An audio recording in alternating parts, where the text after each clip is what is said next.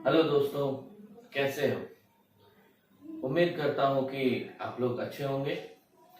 आज जो ऑप्टिक्स का हमने सीरीज स्टार्ट किया था उसमें रिफ्लेक्शन में आगे बढ़ते हुए हम लोग आज रिवर्सिबिलिटी ऑफ लाइट देखेंगे। प्रकाश की उत्क्रमणीयता, यानी कि एक बार नीचे की ओर आएगा तो नीचे से हम लोग ऊपर की ओर भेज करके देखेंगे प्रकाश को। जो लाइट होगा वो रिवर्स करना है, जिधर से पहले आ रही होगी उसके रिवर्स में भेजना है। तो यही प्रोसेस हमारा कहलाता है रिवर्सिबिलिटी ऑफ लाइट। तो रिवर्सिबिलिटी ऑफ लाइट को हम लोग देखने के लिए दो फिगर हमने यहाँ पे बनाया है। दोनों फिगर को हम लोग समझते हैं। सबसे पहले देखते हैं, ये एक हमारा मीडियम है और ये दूसरा मीडियम है। दोनों मीडियम को हम लोग एक नाम दिया हमने, एक का नाम दिया एयर का, दूसरा है हमारा ग्लास। तो एयर और ग्लास दो अलग अलग मीडियम हमने लिया और फिर हमने लिया एयर और दूसरा हमारा फिर से वही सेम मीडियम रहा। तो मीडियम 1 और मीडियम 2 हमारा सेम है। सबसे पहला काम क्या कर रहे हैं, यहाँ पर ए से बी जब हम लोग एक कोई रे इंसिडेंट करा रहे होते हैं ओ पर, तो वो क्या होता है, रिफ्रैक्ट हो रहा है। तो कोई एंगल आई बना रहा है और एक एंगल आर बना रहा है जो रिफ्रैक्शन है। आई हमारा क्या हो गया, इंसिडेंट हो गया, एंगल ऑफ इंसिडेंस। अब वही काम मैं पहले क्या कर रहा था, ए से ओ पे इंसिडेंट कर रहा था, यानी एयर से ला रहा था और ग्लास के सरफेस पर इंसिडेंट करा रहा था। अब मैं वही बल्ब क्या करूंगा, यहां से टॉर्च जब मैं यहां डाल रहा था रोशनी इसका, तो वो नीचे की ओर आया। अब उसी टॉर्च को उतने ही एंगल से मैं बी से रिफ्रैक्ट कराने की कोशिश करूंगा। तो कांच के जो ग्लास है, स्लैब है, उसमें मैं उसे जलाऊंगा और वो लाइट का रे पास कराने का कोशिश करूंगा। और जो आर था हमारा, इसी आर एंगल से उस रे को मैं इंसिडेंट कराऊंगा। ये N1 N2 हमारा नॉर्मल है, बाकी वही सिंपल, सब कुछ वही है। तो जब मैं ये आर कराता हूं तो यहां पर क्या आता है, आई एंगल ही हमारा बन करके आता है। तो हमें देखना है कि रिवर्सिबिलिटी से हमें क्या मिलता है। तो सबसे पहले हमने जो कल के लेक्चर में देखा था कि 1 and 2 हमारा क्या होता है, तो V1 by V2 हमने निकाला था कल। तो V1 by V2 को मैं इस फॉर्म में लिख सकता हूं, जैसे कि C by V2 cross V1 by C, यानी C से हमने ऊपर नीचे गुना भागा कर दिया। ठीक है, तो C C cancel, V1 by V2 वैसे भी हो जाएगा। तो यहाँ आप देख लो C by V2 यहाँ इंटू V1 by C, तो V1 by V2 हो गया।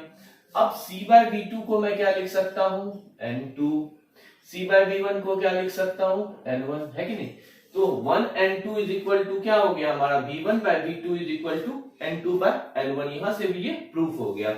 उसके बेस पर मैं लिख सकता हूं कि WNG is equal to ANG by ANW is equal to NG by NW।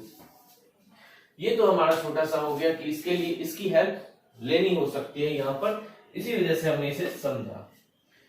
अब सबसे पहले मैं इसका नाम कर देता हूं A, इसका नाम B, figure A, figure B। ठीक है, फिगर A में देखना है हमें कि फिगर A में क्या हो रहा है और फिगर B में क्या हो रहा है, इसको समझते हैं।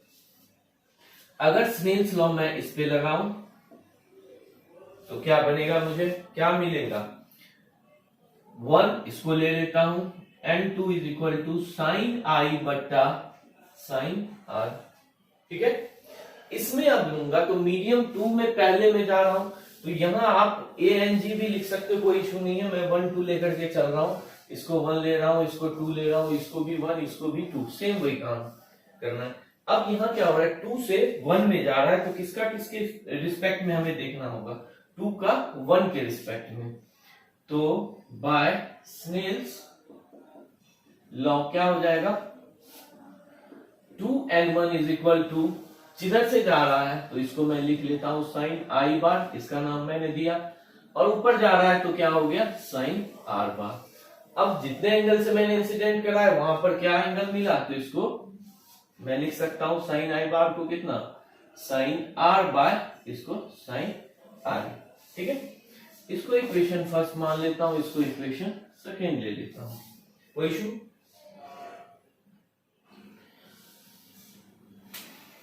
अब ध्यान दीजिए, यहाँ पर जो ध्यान देने की बात है कि 1 and 2 is equal to 2 and 1 मैं किस सीन में लिख सकता हूं, इसको समझना है। तो अगर मैं ऐसा कर दूं 1 and 2 into 2 and 1 is equal to क्या हो सकता है, तो ध्यान दें sine I by sine R into sine R by sine I होगा। ये गया, ये और ये गया, इज इक्वल टू 1। कितना आया? Is equal to 1। तो अब मैं इसको लिख सकता हूं 1 and 2 is equal to 1 by 2 and 1। अब यहां ध्यान दीजिए क्या हो रहा है। 1 and 2 जो हमें रिजल्ट मिला वो क्या मिला, 1 and 2 is equal to 1 by 2 and 1। यही रिवर्सिबिलिटी के लिए मिला। हुआ क्या कि मैं 1 से 2 में भेज रहा था तो वो 1 to 2 का रिस्पेक्ट शो कर रहा है। यहाँ 2 से 1 में मैं भेज रहा था तो 1 का 2 के रिस्पेक्ट में यहाँ शो कर रहा है। यहाँ 2 का 1 के रिस्पेक्ट में हम लोग रिफ्रैक्टिव इंडेक्स देख रहे होते हैं और यहाँ पे 1 का 2 के रिस्पेक्ट में देख रहे होते हैं। तो यहाँ जस्ट इसके अपोजिट जब हम लोग कर रहे होते हैं तो क्या हो जाता है, जो हमारा पहले का रिफ्रैक्टिव इंडेक्स होता है वो क्या होता है, रिवर्स कर जाता है, नीचे आ जाता है।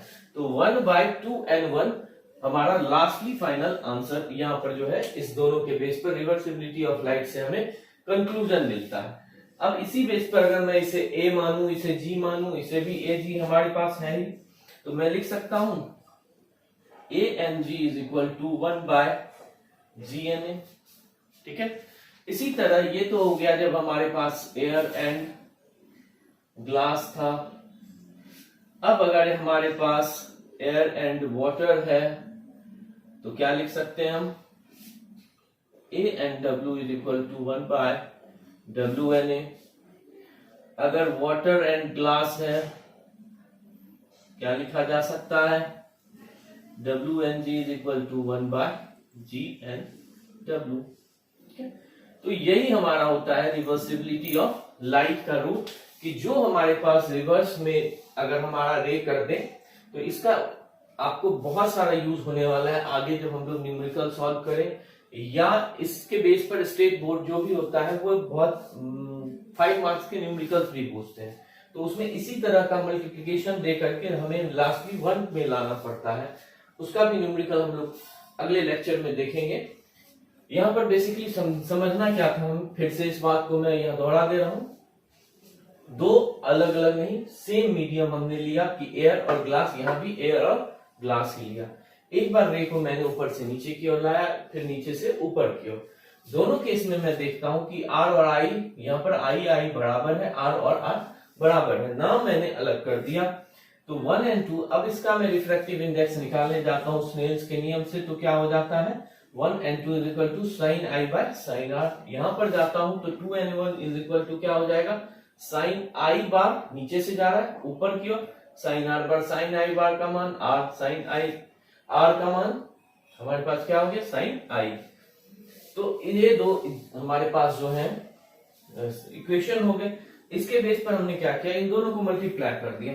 मल्टीप्लाई करके हम देखते हैं क्या कि ये जो हमारे पास आए थे रिजल्ट वो आपस में कट रहे हैं, तो हमें कितना मिल रहा है 1 हो रहा है। और इसके हिसाब से मुझे क्या मिल गया 1 and 2 is equal to 1 by 2 and 1।